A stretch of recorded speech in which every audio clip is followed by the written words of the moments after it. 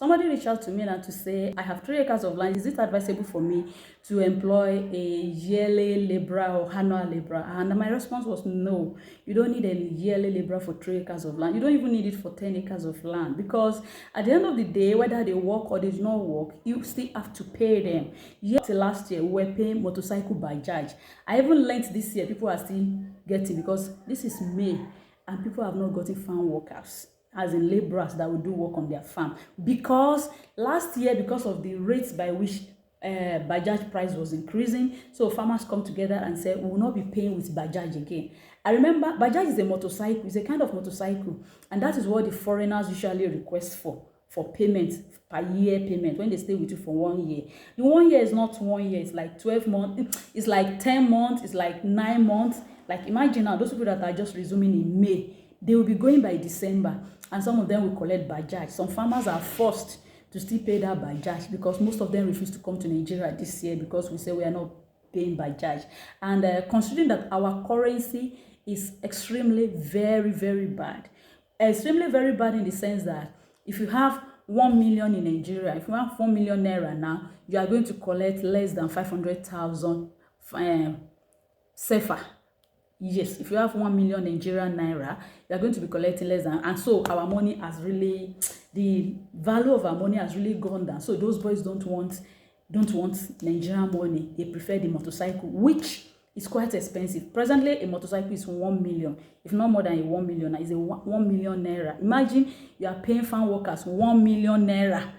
No, on 3 acres. How much do you want to make on 3 acres of land that will warrant you paying 1 million naira? That 1 million, that is excluding feeding. You will feed, you will clothe, you will provide accommodation. You are responsible for everything else on the farm, and you cannot gauge and say this is the work you will do. Sometimes what farmers do is to ask them to make yam heaps, but sometimes you find out that some of them don't even have the capacity to make the yam heaps, because they are expected to make like 100, 200 yam heaps per day.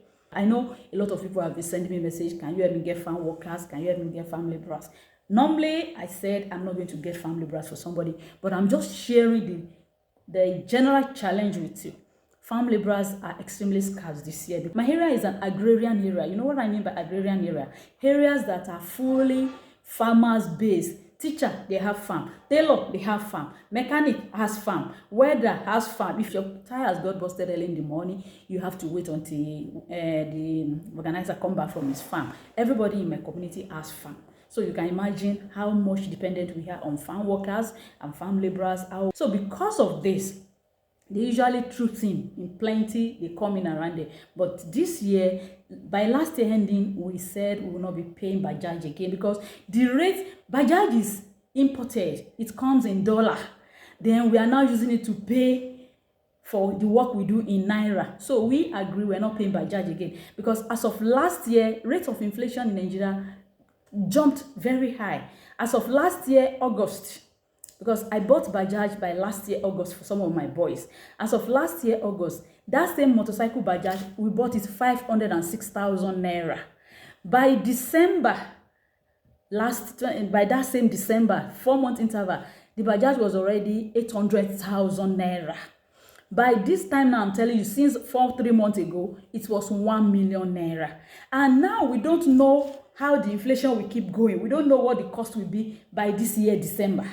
So if any farmer promised Bajaj to farm worker now, it's going to be a lot of problem, over 1 million naira to pay farm worker. And that's just the basic. There's still the feeding. You feed, you clothe, and do so many things. So that is why we refuse to pay. And it's, yes, I told somebody it affected us this year because we don't have anybody to work on the farm. Like on my farm, I was just lucky that one of the laborers, one of the farm worker that worked with me that has been working with me for like 2 years, he came from Burkina Faso. If you watch my video, I went to Burkina Faso to go and bring them about 2 years ago. So he decided he's not going home this year due to some issues on the way to their house. So that is why I have one left on my farm presently. So farm workers are Scarce, yes, I did a video telling you where we source farm workers. That's the basic, but internally, this is the challenges that farming and everybody generally are facing. I'm hoping next year they will come, they will accept the money we want to pay, because we don't want to be paying with Bajaj. We can't predict the price of Bajaj, but this is what we face with farm workers, and most of us have reduced what we produce, and that's one thing again. Next year, food will still be a bit high, because imagine if I'm producing 10 acres before, I reduced to 2 acres. Imagine last year, by this time last year, I have 4 boys on my farm, four farm workers. This year, I have just 1. So you can imagine the reduction. If I'm producing 10 hectares, if I'm using 10 hectares of land before, now maybe I reduce it to 2 hectares, because one person cannot do all the work. So this is what is happening generally in Nigeria.